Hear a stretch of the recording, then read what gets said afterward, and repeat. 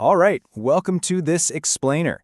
Today, we're going to dive into a surprisingly simple, almost magical physics principle that sits right at the very foundation of our entire modern electrical grid. It's a concept that quite literally powers our lives, and yet it operates completely out of sight. We just flip a switch, the lights come on, and we don't think twice about it. But the invisible mechanics behind that everyday action, they are absolutely fascinating. Here's a quick look at what we're covering. 1. The magnet and the coil. 2. Decoding Faraday's law.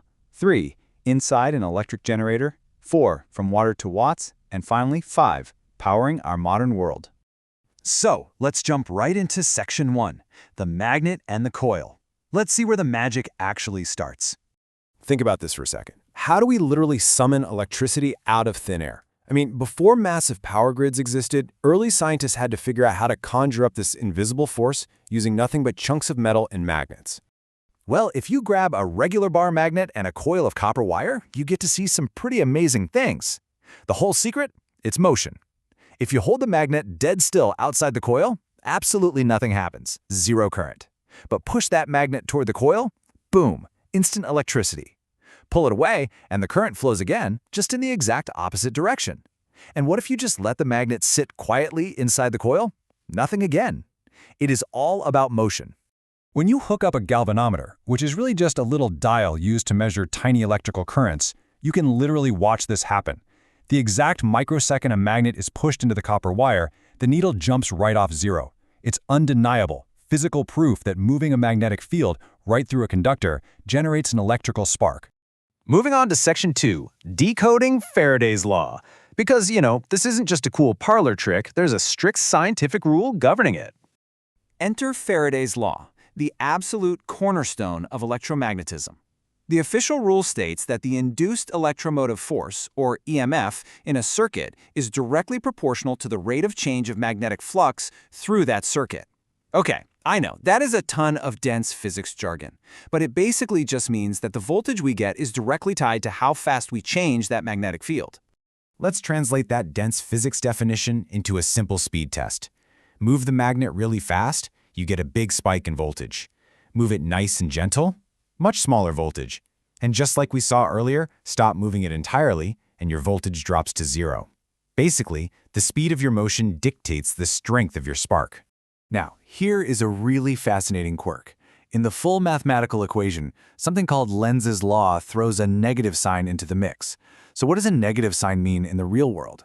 It means the induced current is actually fighting back against the motion that created it. As you shove the magnet in, the newly created electricity builds its own magnetic field that literally tries to repel your magnet. You have to physically force it to make the power. Kind of wild, right? All right, section 3. Inside an electric generator, or how we automate the spark. So we know pushing a magnet creates power, and pushing it faster means more power. But we can't have humans just sliding magnets back and forth all day to keep the lights on. Enter the electric generator. This machine completely automates the process using two main parts. First, you've got a spinning core in the center, called a rotor. And second, that core sits inside a stationary outer shell called a stator. By constantly spinning that rotor inside the stator, we create a never-ending change in the magnetic field, which effortlessly gives us a steady stream of electricity. The big takeaway here is that this heavy-duty, complex-looking industrial machine is, fundamentally, just a giant, automated version of that tiny desktop magnet and coil experiment. The engineering is vastly more sophisticated, for sure, but the underlying physics, Faraday's law, is exactly the same.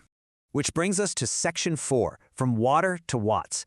Let's see how we use the raw forces of nature to do all this heavy lifting for us. Take a massive hydroelectric turbine, for instance. This is how we harness the raw power of a river or a dam. Millions of gallons of rushing water slam through structures called wicket gates. That immense pressure violently spins these giant turbine blades at the very bottom of the structure. So here, nature is providing the motion, totally replacing human hands pushing a magnet. When you compare the anatomy of a standard generator and a hydro turbine side by side, the progression makes total sense. The kinetic energy of that rushing water spins the blades, which are locked onto a massive central shaft. That shaft runs straight up and spins the rotor inside the stator at the top. So the water spins the shaft spins the magnet inside the coil, and suddenly we are summoning electricity just like our tiny desktop experiment, but on a scale that powers entire cities. And finally, Section 5, powering our modern world. Let's zoom all the way out. Now that we've mapped this journey from the micro to the macro, it is staggering to realize how ubiquitous this physical law really is.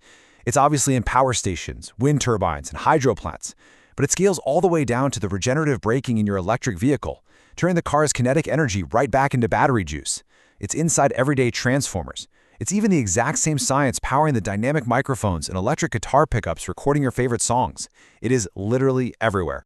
And really, the ultimate takeaway from this explainer boils down to this one incredible fact from our sources.